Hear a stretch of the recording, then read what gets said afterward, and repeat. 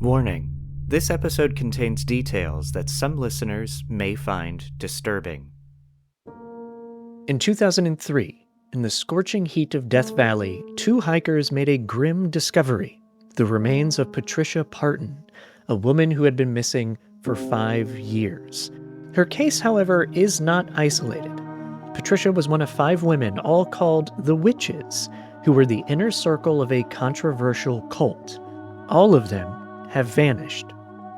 Tonight, we look into the complex and fascinating questions surrounding the continuing mystery of the 5 vanishing witches, exploring what happened to Patricia and the possible whereabouts of the other 4 women who disappeared alongside her.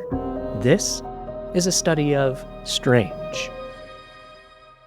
Welcome back to the show. I am Michael May, and sitting across from me is Mariah Klepach. Hi, Mariah. How you doing? Hello, and thank you for inviting me to this auspicious occasion. Yes, it is a pleasure to have you. So I'll be very blunt and honest with the audience. This is a story you brought to my attention.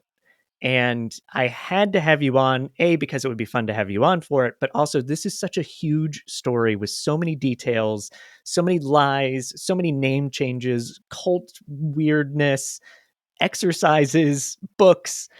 And there's so much to get a hold of that it's just a massive story, and I definitely need help. So both of us have been doing research on this story to try to share it. So it's a wild one. I feel like I need to come up with a phrase to tell everybody, like, buckle up, everybody. It's gonna get wild and crazy. But I don't have any lines prepared, and I don't like that one. Do you have any? Do you have any lines to get us started? We'll put on our shamanic robes together. Yeah. Oh, that's more appropriate. Put on your shamanic robes. Sit down. And I feel like it's more meaningful that we're 2 white people saying that, since this story is not entirely about, but it is mostly about appropriation and abuse, right? Absolutely, 100%. So it makes sense. I'll also say this to listeners, to people that may know this story or are interested in this story, so you're listening to hear more or hear a different take on it. There's no way we can cover everything in this story. There's just absolutely no way. We'd have to spend a year-long sort of like documentary podcast project to actually tell everything. So we just won't cover everything, but we will cover what we think is important and to tell the story. But if there's something we missed or something we misconstrued, let me know. I would love to do a follow-up on this. So feel free to write in astudyofstrange@gmail.com and let us know. It looked like you got excited about that too. Like, I'd love to Yeah, learn. I want people to write in things. There's like Yeah. a small but spirited group of people engaged in this topic, so So I'm going to start telling the story, and you jump in when you feel like you need to, or I'll ask questions along the way. So in 1998, 5 women left their home in Los Angeles. Oh, I'd never practiced pronouncing their names, Mariah. Okay, so Tasha Abelar, I always said Taisha. I had to, but I heard somebody on an Oh, interview the someone other else day said say it Taisha? Tasha, but they also could be wrong, so who knows? So I'm gonna say That's Tasha true, Abelar, that's true. Florinda Donner Grau, Talia Bay, Patricia Parton, and Kylie Lundahl. I will say everybody has different names. Multiple names is the better way to phrase that. So just be aware, and I will come back to that a little bit later on. So word was that these women had told others that they were going on a trip. They were leaving town for a while. And weeks later, a red Ford Escort was found abandoned in Death Valley. Death Valley, it is the lowest elevation in the United States. It's in California, and it's a place where I believe the hottest temperatures on the planet have been recorded. If not the hottest, it's like Wow. some of the hottest. And where this Ford was found was not an easy place to drive to. It's an area that it's recommended to have an off-road vehicle. And it's just essentially off-road. And it's near a place called Panamint Dunes. And a park ranger named David Brenner found the car, searched the area for its owner, couldn't find anybody, and noted that the car was strange because there's a lot of abandoned cars in Death Valley, but this one had been cleaned out, meaning not like stuff had been stolen, but essentially anything that would identify the owner was out of the car. There was no identifying stuff left. I'm sure they could still use the license plate and VIN to search who it was, and that's what they did, and they found out it belonged to a woman named Patricia Parton. Parton and other women, the other women I mentioned earlier, were nowhere to be seen. No one had seen them in weeks. No one had heard from them. They were missing. And perhaps Parton's car was a clue. Luis Marquez, Talia Bay's brother, went to the police in 1999 begging for authorities to investigate. They didn't, probably because there's probably like rules around you have to have more information or something like that. But police didn't start Uh, investigating. that's very generous, It's Michael. very, yeah, you're right. You're right. I'm being very generous about it. 5 years after Parton's Red Ford was found in Death Valley, two hikers discovered the remains of a dead body near the Panamint Dunes area. And it wasn't until 2006 that they were able to conclude that this was the dead body of Patricia Parton. But none of the other bodies have been found. All right. I'm going to pause just for a second, Mariah. Is there anything about discovering the car or the body that you want to add to any of that? Well, the body I think was found with I always love the detail of the pink The jogging. pink, yeah, the pink Did you outfit. say Yeah. that and I missed No, I it? didn't. No, I didn't. No, that was Okay, great. good. Yeah, it was found with a Uh, pink outfit, and I've read one article that they found the skull and then the body later, but then other articles it sounds like it was all together. So there is a little bit of like conflicting I'm not sure they reports. found the skull. Oh, maybe that's what it was. Maybe it's that they couldn't find the skull. And I will say, like, all of these details, this entire story is like such a patchwork of guesses, facts, and myths all at once. And I think that's part of the journey. So that's It is. It definitely is. And there's a lot of questions around Patricia Parton. Her death was claimed to be undetermined. undetermined. Thank you. So it's an undetermined cause of death. And meanwhile, Tasha, Abelar, Florinda Donner Grau, Talia Bay, and Kylie Lundahl, they remain missing to this day. So who are all of these women we've been talking about? Well, they were all born with different names, except for Patricia Parton. I think I'm using her birth name when I say her. Yes, you're mixing it up like that. Yeah. And they had all changed their name when they began following the very successful New Age author Carlos Castaneda. And Carlos referred to the members of his inner circle, these women, as the witches, or you also hear chakmuls, although apparently not all of them were considered chakmuls. Have you figured that out at all? Yes, it seems as though the rankings were probably shifting at Yeah, different times. And that's why I've just kind of stuck to the witches because definitely that includes all the women that are like key to this story, I think. absolutely. And chakmuls, that is a term that it references a Mesoamerican sculpture. So it's something that Carlos kind of usurped from from again a Mesoamerican culture. And they all had helped develop a program that Castaneda taught called Tensegrity, registered trademark, by the way. Got to say that. And they helped run his company, Clear Green, and they had written books as part of this network of content. In 1998, soon before all these women disappeared and Patricia was found, Carlos Castaneda had died. And soon before he died, he changed his will, leaving a lot of money and control of his company to the witches. Dun, dun, dun. All right. So I think we should share some information about each of these women just so people can get to know them a little bit better. Do you want to tackle that, Mariah? Yeah, I think I'm going to start with the most enigmatic of many enigmatic characters, which is Hmm. the Amalia Marquez Talia Bay. So Amalia Marquez is her born name and Talia Bay. And maybe she's meant to be called Talia, but I never say her name without saying Talia Bay. And I also think I usually try to call her Amalia because her family has been one of the more active families, I think, in trying to find her. Yes. Yeah, and I think like the outcomes for them are a little bit more rooted in getting their loved one back than necessarily, I don't know, acknowledging the journey they went on Yeah. per Yeah. se. So anyway, Amalia was from Puerto Rico. Most of these women are about the same age, with one exception, two exceptions, but we'll get to them later. So she's born in Puerto Rico in 1955, and she moved to LA specifically, I believe, to seek Carlos out because she wanted to learn from him. And I believe that before she arrived there, she had a life as an entrepreneur and businesswoman to some degree, but I couldn't find a lot of details about that. Hmm. She did eventually become the president of Clear Green, and it sounds like she was kind of like the financial brains behind the operation. So I think she brought a lot of those skills with her, and then I believe that she developed some more one later on. And I Hmm. think that she joined a bit later than some of the other women. So that's actually more or less the extent of information I have on her. Did you find anything on her that I Not missed? really. No, no, that's you. I think you even did more than I did because I didn't even know she was born in Puerto Rico. But no, she's definitely one that has less information for sure. Yes, for Yeah, sure. So we'll put her aside for a second. And then I'm going to zoom back to the original three. And these three are really important because they're the ones that he started with. yeah. And they're the three that he was like made this core family with. But I guess we'll get to that later. So the three are number one, Kathleen Pullman, aka Carol Tiggs, aka Muni Araha, aka, can we say pussy in this? Yeah, absolutely. Go for it. Aka Super Pussy,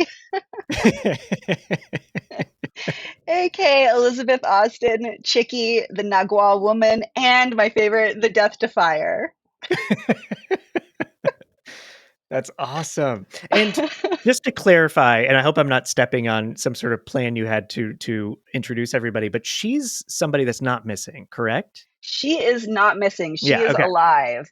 And there may have been a brief period of uncertainty about where she was, but there was never anyone trying to seek her out.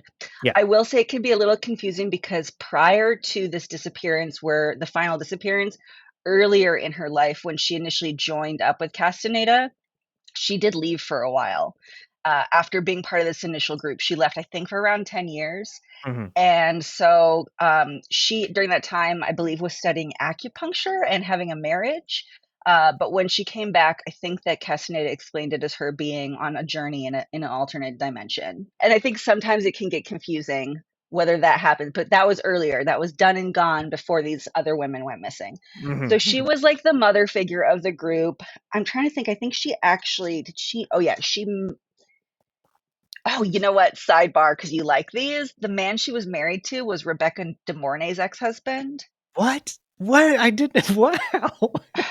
I guess she married him later. I forget which. It's a little Yeah. confusing, but she was definitely married to the same man that Rebecca De Mornay was at one point. Wow. Just all the little Hollywood sprinkles in Yeah. here.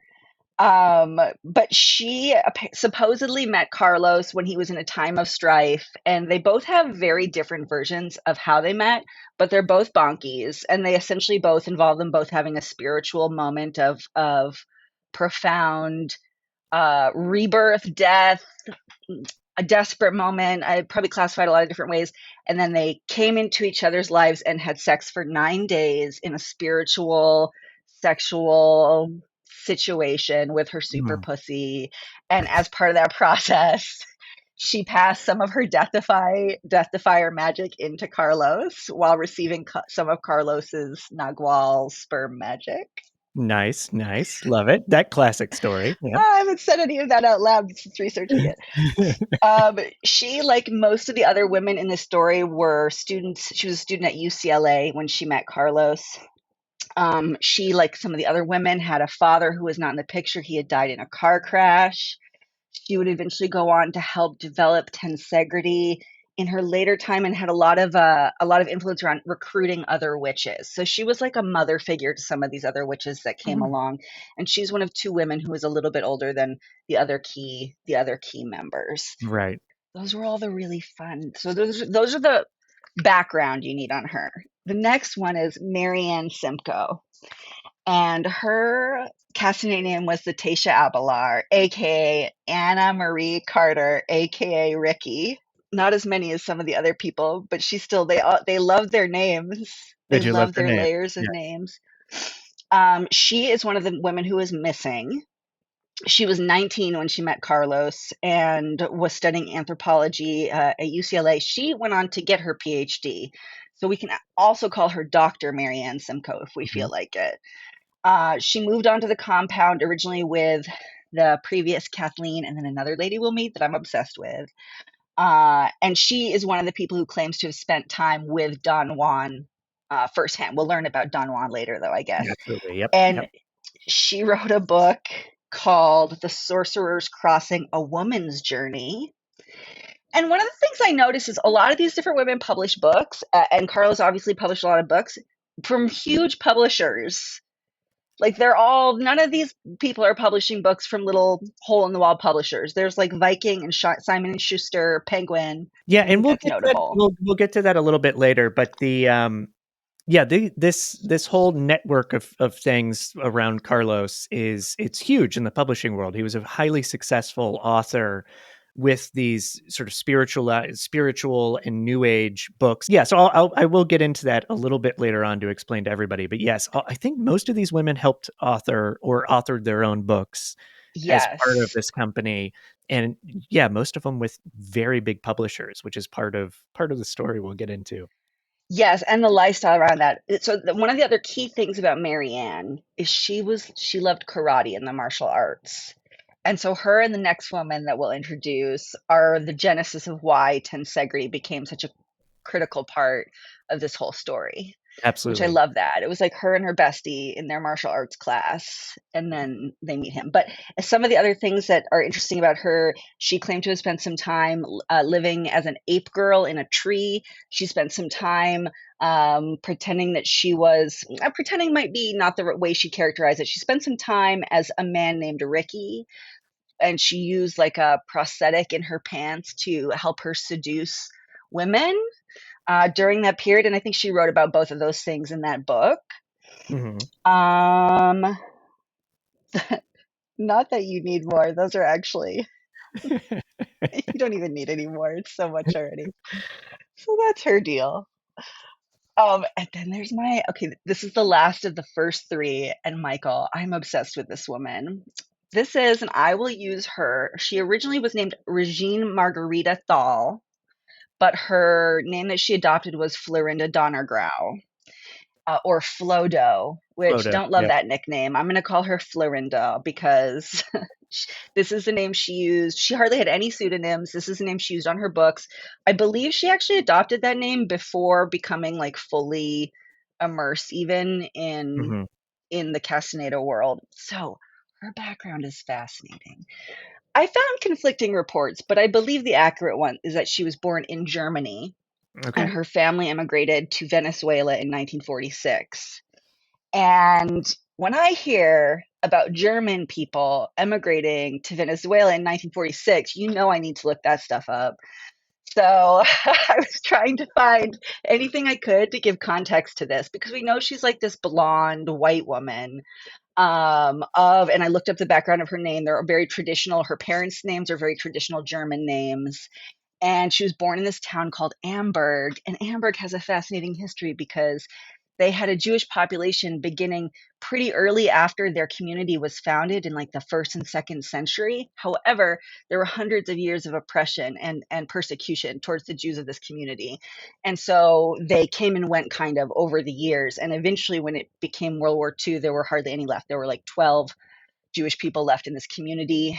And so after the war, this community was part of the area that was under, I wrote a whole thing down so I wouldn't mess it up. Okay, so it became a center for housing mostly Jewish refugees, and it was a part of Bavaria that was in the American sector. It also had a large army base on it.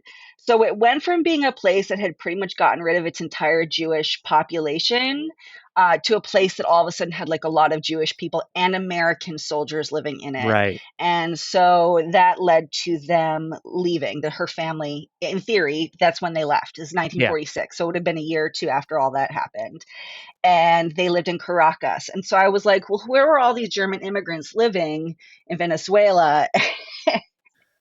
And let me tell you, that's a fascinating one as well. So I don't know for sure that she lived in this particular settlement, but there was this one settlement in the mountains in Venezuela outside Caracas. Did you read about this, Michael?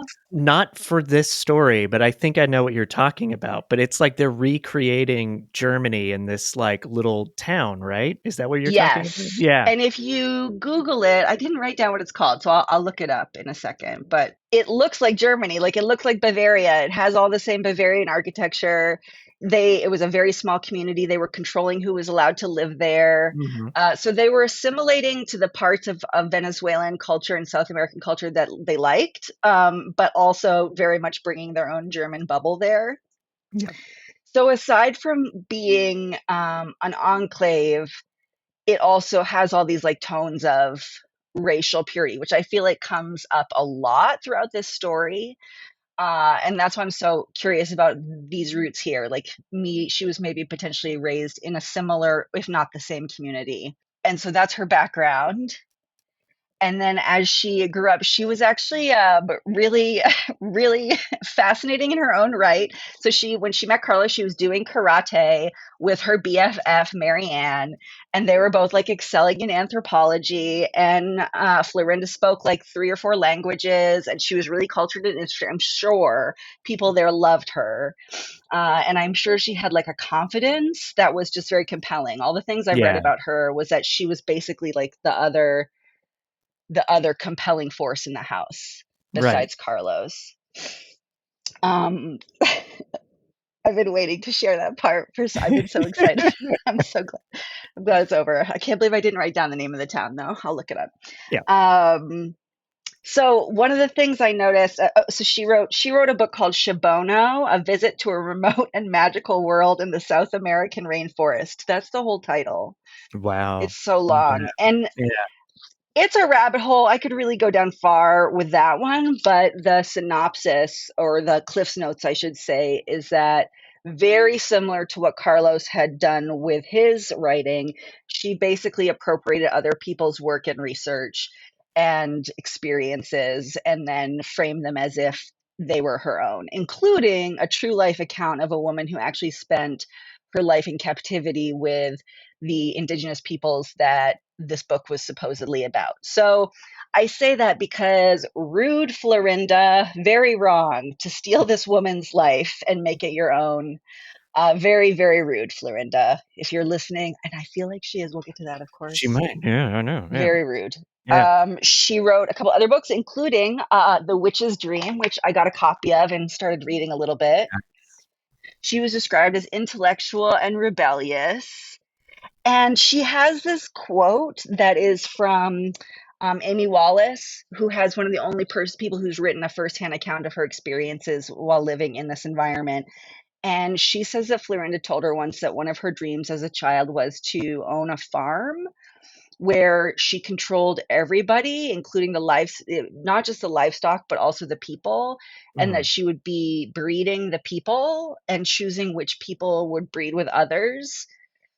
So when you hear that in the context of her background, it's a lot. It's a lot. And I feel like if I were going to label anyone else in the story besides Carlos a narcissist, it would definitely be Florinda.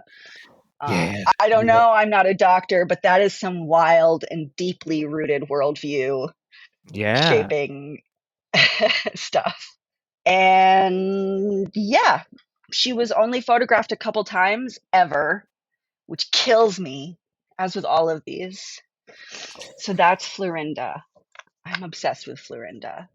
Nice. Nice. I don't know why I'm saying nice, but it's exciting. It is nice to be able to have someone else that will indulge this obsession to this degree, because usually I have to get people a little drunk and corner them so that they'll Right. listen to Right. all of my Yeah. theories about this. All right, so moving on, the next witch that would eventually disappear. You've heard her name as Kylie Lundahl, but she was born as Deanne Alvers, uh, aka Kylie Lundahl, aka Kylie Lundgren, aka Astrid. Now, I Mhm. think some of these, like Astrid, are their like cute little household pet names. So her background is quite fraught, as with some of the other women, but hers in particular. She lost her mother early. She was kind of raised by her sister. She had 2 kids really early, like high school. She dropped out of high school to have her 2 children. And because she didn't have a partner in her life and she didn't have her education, she struggled a lot. She ended up getting into some petty crime and some other troubles. She had a lot of housing insecurity. So when she ended up joining Carlos, unlike some of these other women, like she was really coming from a place of having known Yeah. real struggle, Yeah. and I feel like had such a fierce motivation to create a life for herself based on that, having so much struggle, so little control, that being able to be more self-possessed, at least that's the way it seems like she probably perceived it. And she's the woman that you see if anyone Googles any of this, she's the woman that probably is like the face of this more than anyone else because she's the image that comes up whenever you search Tensegrity. Yes. Yeah, she's the first one I ever researched after you and I started talking about it, because there's a great piece in the Alta Journal about her that leads into the story of Carlos Castaneda. And she's also the main person leading the exercises that you do see in the videos of Tensegrity. Which again we'll come to that a little bit later on. But yeah, you're Yes, definitely right. I see her more than anybody else, that's for sure. for sure. And I realize I understand now that I don't have to get through all of my information all at once. It's all right. It's all right. Okay, and finally, we have the woman whose skeleton was found in the desert, Patricia Lee Parton, aka Nuri Alexander, aka Claude, aka Patricia Siliphant, aka uh, the Blue Scout, Yeah. which of all of the women, I think she has the most mythology from her time living in the Castaneda household. She was brought into the home when she was 19. I'm sorry, she was introduced to Carlos when she was 19, and she was a waitress. She had actually just gotten married to this guy, and this guy had been studying with Carlos for a while and brought her to a meeting. And the way that worked out is like a couple weeks after they got married, she was like, I'm divorcing you because this guy is way more compelling. Um, so that's where the Siliphant came from, is she was married to a man with that last name. Got it. Uh, During her time there, she adopted a childlike persona for the vast majority of her time, where there's backstory that maybe we'll get into, but basically she was a supernatural being to Carlos, and he really nurtured that in her. And so she operated in this place where she was both studying anthropology at UCLA, giving lectures, teaching tensegrity, and also, though, at home playing with dolls, being tended to, um, being petulant to her housemates. And then on top of all of this, Carlos would eventually adopt her. He had called her his daughter for a long time. He did eventually adopt her legally. Um, and so she also is having sex with him. So we'll get into the sex stuff later, but I think it's Yeah. important to her to just with her to just note she was infantilized for her entire experience that we're going to talk about, and was both treated like a child and like a full-blown sexual partner. Partner's not the right word, but that's how she was treated by him. Yeah, and I think it's important to also mention when she was adopted by Carlos, she's an adult, and yet they Yes. still went through this process of formally adopting her. And I would say, just to put it in the back of everybody and to tease, as we will get into theories at the end of this whole story about what could have happened to Patricia and what could have happened to the other missing witches. And Patricia obviously is slightly unique because they have found her body. But one of the theories is that the other witches did not like her, and I'll just sort of leave it at that because she is unique in this group of people. She also went on to be one of the driving forces of the magazine that their organization put out called Yes, yeah, Warrior's Way, and she wrote poetry for it, which is extremely dark. So I'll save that for later. But I yeah. have some of it written Oh, down, you and do? Oh, I'm that's ready great. with it. Yeah. So Very sad. that is everybody, right? I'm not forgetting anybody. I think we Yes, went through those them all. are Yeah. all of the key women, but I will say, just for a little bit more use, I am referencing Amy Wallace quite regularly, so I do want to point her out. She was Yeah. not in the group of women who went missing. She was not kind of in the same, she didn't have the same story as the other women did. She joined the household, and I don't even know if she ever really lived in the household, but she joined the cult, let's just say, later in life. Even though she had met Carlos at a very young age, she didn't become pursued by their group and by him until later in life. And she is the one person who wrote a book length account of her time there. Yeah. And so when I mention Amy Wallace, and she has since passed away. But that's who I'm mentioning, and she, in her own right, was an accomplished writer and had a whole life. She's worth mentioning. And then there are these two random ladies that we won't get into that are still alive, and then Margaret Runyon, The wife, yeah, the the ex-wife. wife and sort of mother. Right. So, if it's not clear, everybody, this is a cult we're talking about. You can did mention something earlier in the beginning here, and you can tell the way we're talking about a household and writings and different names. This is a cult. This is the background of this whole thing. And Tensegrity is one of the names for the cult because that is a thing that they teach and train. By the way, it still exists. It is still going on. People learn about it. I think you can get certified to teach Oh, about you it. can. And people aren't aware that it's associated with a cult. And it's really funny because when I started researching this and you get led to places like Reddit, or you get led to YouTube videos, or you get led to articles, and you'll see in the comments of people being like, oh, this changed my life and blah, blah, blah. And this is so great. And people are just a little unaware of some of the darker elements that's behind this. And like other cults, Castaneda, the father of this cult, we'll call him, he preached about suicide and these different realms of things, which we'll probably get into a little bit more, I'm sure. And by most accounts, people theorize that because his inner circle, the witches, are missing, that one of the things that could have happened is they all committed mass suicide. But only Patricia Parton has been found alone. So some have tried to search that surrounding area near where her body was found because maybe the other women are out there somewhere, but yet they have not found anybody. And that's only one theory. We'll get to more theories as we keep going through this story.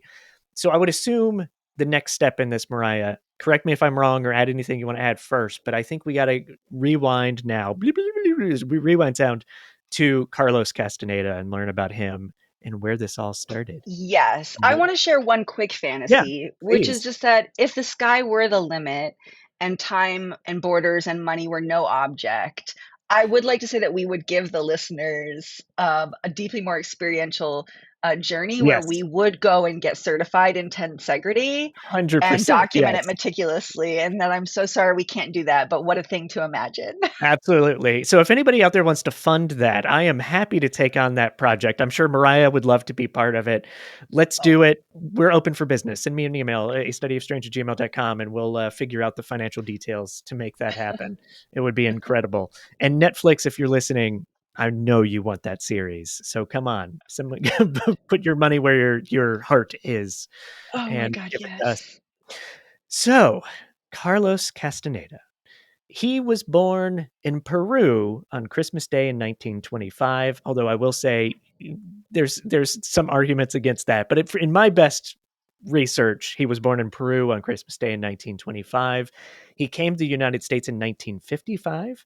I don't know the exact motivation behind this move, but I will say in the 60s, he started lying about his age. He was older than he was telling people he was. He was 5 or 6 years younger. He was 5 or 6 years older than what he was telling people, excuse me. He became a naturalized citizen in 1957, and in 1958, he enrolled at UCLA in anthropology. And in 1960, he married Margaret Runyon, who you mentioned, and he adopted her son, CJ, who's also known as Adrian Vachon, I think currently. I should also mention he wanted to be an artist, right, Mariah? Like that was his Yeah, original his goal. Yeah. backstory is a lot like Hitler's. Hitler's, yeah. And he claimed that he studied overseas for art, but it turns out he never did. Yeah, that was definitely a lie. Yeah. And so you're starting, listeners, dear listeners, you're starting to pick up there are a lot of lies that come out with Carlos Castaneda's story. The age, also where he's from becomes a big lie because he lies to people about where he's actually from, that he studied art overseas, all of it a lie. So just follow those breadcrumbs as we go Put along. put it this way, if this were a podcast about the true parts of Carlos Castaneda's life, we wouldn't have to make it a double episode. It could That's be right. a minute-long episode. Exactly. And not nearly as interesting. So fortunately for us podcasters, it is very interesting. So from what I could tell, and please correct me if I'm wrong here, he wasn't necessarily like a bad husband or father to CJ. Like I couldn't find many stories that he was a bad husband. He definitely wasn't great. I But mean, that's very. I'm comfortable calling him a bad husband, but I Okay, see great, what you're great. saying. I Yeah, don't think there's any real history of or knowledge of him like beating her. beating him, exactly. So I Um, guess if that's the metric, he was a great husband. by that metric, he was great. But he did leave. He did leave to go study in Mexico. So essentially, he specialized in Native American shamanism as he was studying anthropology. And shamans, I'm sure people are all familiar with them in general. So speaking very generically, they're healers, right? They make medicines and things like that. I know that's a fairly mundane way to describe shamans, but I think most people have a feel for what they are. And what made Carlos stand out to his teachers and peers at UCLA was that he was from South America. And although a lot of his white peers just thought he was Mexican, so it made sense that he was studying Mexican shamanism. And he did tell people that he was also from Brazil at one point. I don't know why or why he started lying about that. And in May of 1960, he left to go study in Mexico. He wanted to learn about shamanism firsthand on the ground. So he went to the state of Sonora and he wanted to meet the Yaqui people, the indigenous peoples of the area and parts of Southwest US. And the Yaquis believe that the universe, again, this is just a very generalized statement, just so people understand the basis of this.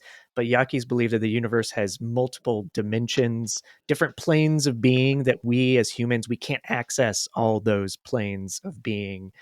And this includes the dream world. And Carlos thought all of this would be great for his thesis. This is a wonderful topic. I'm going to dive into this and sit here in Mexico and study all of this and write a thesis about it. And he wanted to find shamans and healers, and people kept telling him, according to his own words, people kept telling him to meet someone named Don Juan Matus or Matus. Um, Matus. I Matus. like Matus. I do too. That's the way I've heard it both ways, but I like Matus better, so I'm going with that. And Murai, do you know the story that he shared about how he met Don Juan? Did you ever learn that? The one about being at the bus Bus station? stop? Yeah, yeah. So he was trying to find Don Juan. Apparently, it was really hard to find him, and he ran into him at a bus station, I think in Arizona or New Mexico. I can't remember exactly now. And he approached him and he started telling him, "Hey, I'm writing this thesis. I'm studying shamans. Talk with me, work with me. Let's do it." And Don Juan wouldn't speak, didn't say a word. And then the guy's bus showed up and Don Juan got on the bus and left. And it's during this meeting that Carlos claims that he felt something very life changing, this amazing energy that he couldn't quite describe. So he got in his car and he like chased the bus. And when the bus stopped, he was right there to meet Don Juan again. And he approached him again and he said that he felt this energy and he had to learn from him firsthand. So, because of this, I guess, this very direct and aggressive approach, Don Juan said, "Yeah, all right, I'll help you. I'll teach you." I'm jumping around a little bit here, but Don Juan had said something about plants and that plants have these different spirits. And one of the very special plants that has a different spirit is peyote. And if you eat peyote, the ancient spirit would speak and communicate with you. But sometimes this was a dark, scary vision. And Carlos had to try it himself. And allegedly, when he had been terrified of drugs his whole life, but he ended up trying peyote because Don Juan told him to, and he had a vision. Carlos said that he had a memory of his life flash basically through his mind in an instant, and then it was all gone before he saw a large black dog turn into a blinding light. And Carlos spoke to Don Juan about this vision, and Don Juan was very impressed that he had this vision. And he told Carlos that, "All right, you can learn everything from me. I will teach you everything, my son." Or I don't think he said that, but there you go. Here, I'm going to read real quick. I want to read a quote just because I thought this is a great way to explain it. This is from tensegritywiki.com, a great source of information, actually. Here's the quote. Castaneda wrote that he was identified by Don Juan Matus as having the energetic configuration of a nagual, who, if the spirit chose, could become a leader of a party of warriors. He also used the term nagual to signify that part of the perception which is in the realm of the unknown, yet still reachable by man, implying that for his party of seers, Don Juan was in some way a connection to that unknown. Castaneda often referred to the unknown realm as non-ordinary reality, which indicated that this realm was indeed a reality, but radically different from the ordinary reality experienced by human beings. So yeah, I just thought that was very interesting there. Do you know how long he studied with Don Juan? I think So, it was some well, I think it was supposedly 4 or 5 years, yeah, and it yeah. was he'd go back and forth.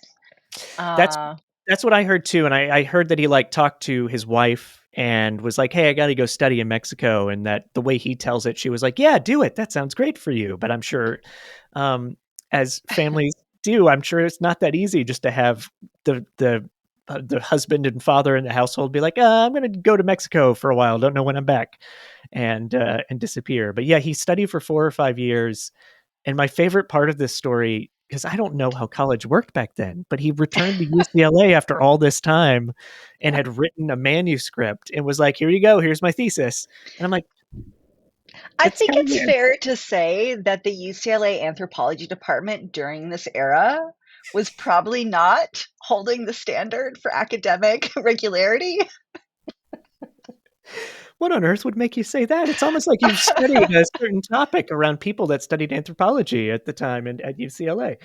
Yeah, yeah, it's really interesting. But that is what he did. He returned to UCLA with this manuscript, and I'm just going to assume he dropped it on his professor's desk and was like, "Here you are, my thesis. Thank you. I'll take an A." And he did. I think he got an A, and he did graduate with a degree in anthropology. And the thesis was titled "The Teachings of Don Juan: A Yaqui Way of Knowledge." And this would go on to become a book. It was published as a book, and he wrote, I believe, 12 books total over his life after this first one. And they became all of them, especially this first one, The Teachings of Don Juan, became a huge hit. It was selling 16,000 copies a week when he started. It started him off making a lot of money pretty quickly. And in those early years, the first few books he wrote, just to give you a sense of these, in 1971, he wrote A Separate Reality, Further Conversations with Don Juan. In 1972, he wrote Journey to Ixtlan. And then in 1974, Tales of Power. And all of them are about this man, Don Juan Matus. All right, anything I'm forgetting within there? No, but I think it's important to provide some Yeah. context to that era and what was going on because I keep seeing in different places people will say that he was the godfather of the New Age movement, and I think that's extremely reductive. He was one piece of this massive, massive situation that was happening that gave rise to an enormous amount of potential for capitalist gain in ways that had not really been explored before. So like in the 1950s, it was like, oh, teenagers are our way to make money off of the working class. And then it became, oh, betterment. And so we're kind of seeing that again now, which I think is fascinating. Yeah, we And a are. lot of Yeah. the things that are going on in this story, I think, are coming up again now. But it was just this massive thing where there were so many different ways to uh, be in this field. And it also was taking place at a time when psychedelic medicine and plant medicine was being used in psychotherapy or had been being used in psychotherapy for quite a while and then had eventually become less accessible because the government was like no more fun for you. And so like when you imagine this weirdo making a ton of money and being this huge bestseller, it didn't happen. He wasn't like a phenom where this all of a sudden came out of nowhere. There was very much like a fertile environment for him to grow and thrive in that he did not make. He entered. He entered, and I'm really glad you made that point actually, because I think that's really important to think about. And it does show that everything's connected. Like these things don't come out of nowhere. There is this movement, obviously everybody knows about like the hippie movement, the free love movement, but you can see that evolving as the 70s come about and into this world. And also these are published, I think these first handful of books, they're all published by Simon Schuster, if I'm not incorrect, which is a huge publisher. So someone over there found this manuscript and was like, you know what, guys, this could be a big hit, and started publishing it. So you're right. It is a very capitalistic kind of thing. And he's just hitting it at the right time where he's able to Yeah, make success absolutely. out of it. I also heard, I'm glad you mentioned the government sort of talking about psychedelics, but I did read that Carlos Castaneda is one of the many points, but he was a big influence on the government cracking down on that and making it peyote illegal and other psychedelics illegal because of the power of the New Age movement was driving a lot of people to get involved and try psychedelics. And so, yeah, and then they came around and started shutting that down, which may lead to Tensegrity, which is more of this like physical movement instead of taking drugs, getting into this kind of thing. Ooh, Mariah got I'm excited. Yeah, I'm glad you said that because just as a quick side Yeah. note, anyone who's looking this guy up, like you'll maybe hear about Esalen Institute, which is a was a center in Big Sur. It still exists now, and it was a place where people could go, and it is a retreat center that's built on sacred indigenous lands of the Esalen tribe. And a bunch of white guys co-opted that in the 50s through the 70s through the present. It's a separate thing, so I won't get fully into that. But I went there last spring for a holotropic breathwork retreat, and I just want to say because it's similarly to Tensegrity, the idea with holotropic breathwork was there were these people who had been taking LSD and doing psychotherapeutic work, and then the LSD became illegal, and they were like, "How do we replicate this?" using without using drugs. And so they came up with this idea where you would basically manipulate your body with oxygen to create an induced state of realization and visions and whatnot. And so I did that for a week. It was wild, but one of the things that was kind of a moment of clarity for me and for my friend that I went with was we were kind of led on to believe that we would be having these really intense visions, like that we'd be feeling like we were rebirthing ourselves, being strangled by octopus. They really built it up into being this amazing thing. And halfway through the week I realized and said to my friend, well, but they were taking LSD for 10 years before they started doing this breath work. Yeah. And LSD Yeah. doesn't just leave your system. And it explains so much. So I Yeah. also think a lot of what was happening in the 70s was all these people who'd been experimenting with psychedelics for years suddenly had their at least easy access cut off, which generates so much stuff like this. What do we do with all this energy and progress? What do we do with all this excitement now that our goodies have been taken away? Yeah, absolutely. That God, yeah, that's a fascinating sort of rabbit hole to go down for sure. And I will say too, obviously, Carlos is talking about in his book psychedelics. That's a big part of Don Juan's teachings and incorporating that within the culture that Carlos is writing about. However, as these books are coming out and he's starting to get very famous and his books are becoming more well known, he is on the cover of Time magazine at one point, and people are paying more attention to his books. And there are some questions about this Don Juan gentleman that come up pretty much right away as they get very popular, and some inconsistencies with the stories. One that I have not read the books, I've read bits of them, but in the first book, Don Juan is very mysterious. He's a very mysterious fellow, teaching things, kind of like Yoda or something. And then in the second book, he's kind of like funny and jovial and whatever. Like the characterization sort of changes of Don Juan. And this really stood out to a gentleman named Richard DeMille. And he immediately wanted to know more about Don Juan. He wanted to go to the source. He wanted to see field notes from the studies, as because this is an anthropology student. He's got to be taking field notes, and wanted more information because he was very curious about it, even though he was seeing these inconsistencies. And apparently, when he contacted, or someone else had contacted Carlos Castaneda and asked for field notes, Castaneda said, "Oh, they're gone. They were lost in a flood in Westwood, and they're not there anymore." So that was weird. And DeMille was actually pretty good at spotting some fakery and things. He's a very interesting guy. He's the nephew of Cecil B. DeMille that I didn't even know until last night. Super fascinating dude. Has a very interesting story himself. But at one point, he worked with L. Ron Hubbard from Scientology. And so he has this experience with, I don't know, chicanery. That's like the best word I can think of right now. And Perfect. something about Don Juan was rubbing him the right way. And there's a good reason for that. And that is because Don Juan Mattis does not exist. Don Juan is not real. He never existed. He wasn't real at all. There's no better way to say it. It was made up. Carlos made him up. And one of the things that kind of there's a lot of reasons why that people started to think that this was fake. One of them is the psychedelics. That's why you made me think of this right now. And apparently the Yaqui culture, they do not do psychedelics. The peyote is not part of it. And yet Carlos was like, this is all part of it. And also, I think Richard DeMille and some other people noticed that some of the stories that Carlos is writing about were literally plagiarized from other books, including some books from like the early 1900s. So they were finding parts that were completely copied from other works.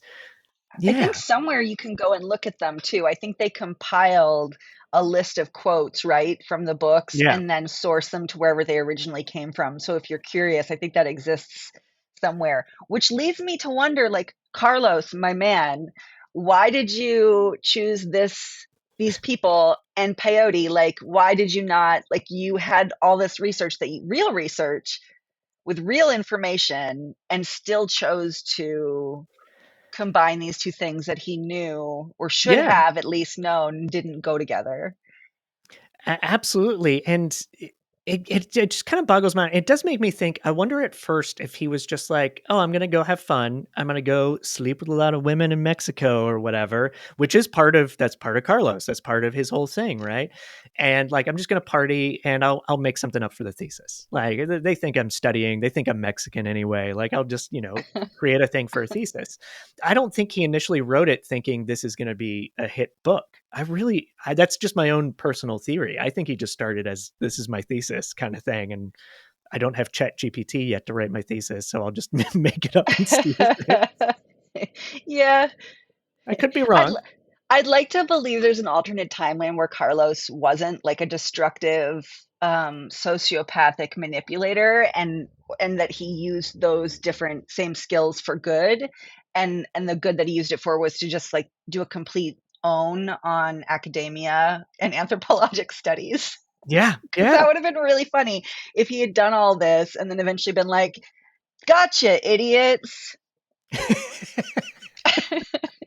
That would have been pretty fun. Right? Uh, so what happens next is really interesting, though, because as these books are coming out and people are starting to scrutinize them, by the way, people still buy these and totally believe in Don Juan. That to me is the most fascinating part of it. I've already talked about it earlier when people talk about Tensegrity and people are like, this changed my life. It's so great. It's so wonderful. And then people still read these books and think Don Juan is real, unknowingly, not knowing the history of this whole thing. A lot of podcasters, A lot as of it turns podcasters. out. Did Well, you find because that as well? no, I didn't, but I'm Oh, not shocked because I think the podcasting world, I think people can make good money on sort of the new age health and wellness, mental aspect things. I think those can do quite well. So I'm not surprised that people do it. And I don't think people just do the research. I don't think people are maliciously sort of ignoring it or that I'm sure there's some bias that goes into it, but I think people just find the book and they're like, oh, this is a very popular book. It's sold for years. And they read it and they get something from it and not realizing that it's made up and not tied to anything specific. That being said, the 70s becomes a very interesting time for Carlos because even though he's got hit books, he has a career, and his publishers are not coming out publicly to say, "Oh yeah, it's fiction." Like they keep calling it, a new age book or health, whatever the category is. They don't change it when it comes out that this is all made up. And he starts becoming more reclusive, staying by himself. He ends up purchasing in the spring of 1973 two adjoining Spanish style bungalows at 1672 Pandora Avenue in Westwood, which is very close to the UCLA campus. And essentially, he starts forming a cult. And this is where the cult comes in. And I think this is a great place to end part one of the series of the missing witches before we get into the cult stuff. Any final thoughts for the stuff that we've covered so far, Mariah?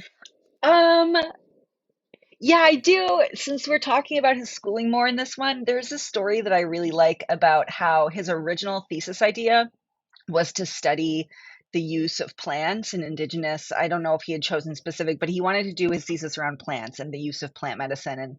And his advisor didn't let him and told him that was the work for a botanist. And so I have two thoughts to that. One is like that's the rigidity of academia because that's such a Western white way of looking at plant medicine as not connected to human beings and their behavior. Of course, they're inherently linked in a lot of these cultures. And then two, the other thing that's funny to me about that is like, what would that have been? Not any of this, probably. Yeah, yeah, that's a good point. Yeah. Yeah, the whole history of this whole thing would be very different. That's pretty crazy. Yeah, so in our next part, stick around or tune in next week for our second part where we're going to get into making a cult, starting a cult 101, I'll call it, and how that led to followers, including the witches that we've talked about, and how the 5 women first left and disappeared, and then the theories behind what could have happened to everybody, which gets very, very interesting. So stick around for that. All right. Thank you, Mariah. I will talk to you soon. Thank you all for listening to A Study of Strange. Make sure to subscribe to the channel so you can catch part 2 of Tensegrity and the Vanishing Witches coming very soon. I mentioned in the previous episode that it is the summertime right now, and as such, we will not be releasing episodes every week, probably about 2 times a month, just until the summertime ends. If during this time you find yourself missing strange stories and mysteries, check out our Substack, which you can find through our support tab on our website, astudyofstrange.com. Subscribers of the Substack get access to additional content, like articles about strange historical mysteries and some scary things, and you also get access to episodes early. So go ahead and check that out, and until next time, thank you and good night.